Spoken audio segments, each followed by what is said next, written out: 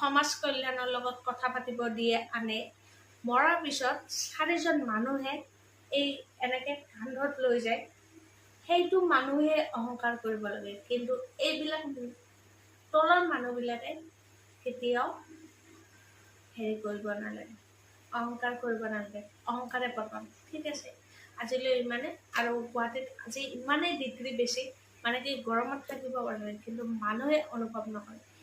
কিয় অনুভৱ কৰিব? সিহঁতৰ নলেজ সিহঁতৰ নিজৰ লগত আছে, কিন্তু আমি অনুভৱ কৰোঁ। আমি আছামিছ হয়, ঠিক আছে, আমি অসমীয়া হিন্দু হয়, হিন্দুৱে হওক বা খ্ৰীষ্টানে হওক বা মুছলিম হওক, A to Z, কিন্তু এই গৰমত কোনেও সহ্য কৰিব নোৱাৰে বা নোৱাৰেও। এনেকুৱা গৰম সহ্য নকৰোঁ আৰু। নমস্কাৰ, জয় অসম। সকলোৱে সুস্থ থাকক, সবল থাকক। এই গৰমত আপোনালোকে বাহিৰত ওলাই নাহিব। কিবা বিশেষ